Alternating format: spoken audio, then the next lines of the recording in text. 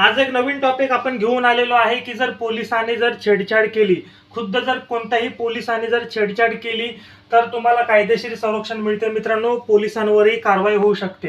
तर तुम्ही काय केलं पाहिजे, तर सर्वात आधी जे काही वरिष्ठ पोलीस अधिकारी असतील त्यांच्याकडे तुम्ही जा.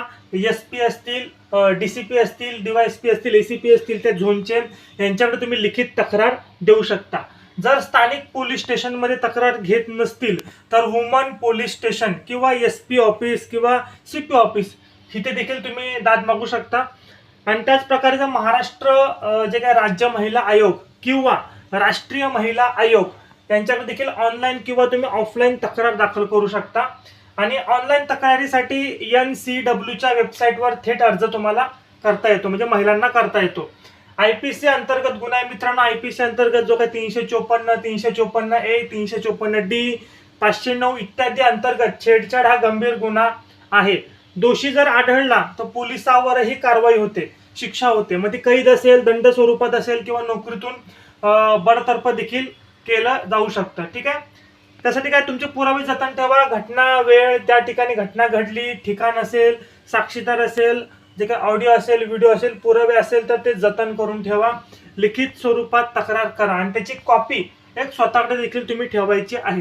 जर स्थानिक पोलीस जर कारवाई करत नसतील तर मीडिया किंवा महिला NGO यांच्याकडे देखील तुम्ही संपर्क साधू शकता.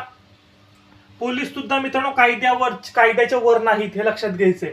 महिला तक्रारदाराचे जबाब नोंदवताना महिला पोलीस उपस्थित असणं आवश्यक आहे, हे देखील लक्षात घ्यायचंय. आणि तक्रार नोंदवताना जे काय तुम्ही जे तक्रार देताना तुमची ओळख ही जी असते ती गुप्त ठेवली जाते. त्याच्यामुळे कोणत्याही दबावाला बळी पडायचं नाही.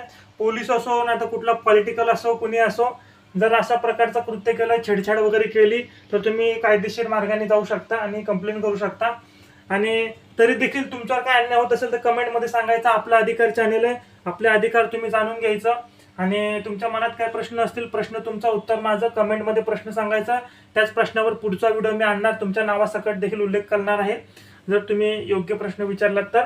आणि हा व्हिडिओ आवडला असेल तर नक्की फॉलो करा आपल्या चॅनलला, व्हिडिओ जास्तीत जास्त शेअर करा. मनापासून एवढं पहिला धन्यवाद.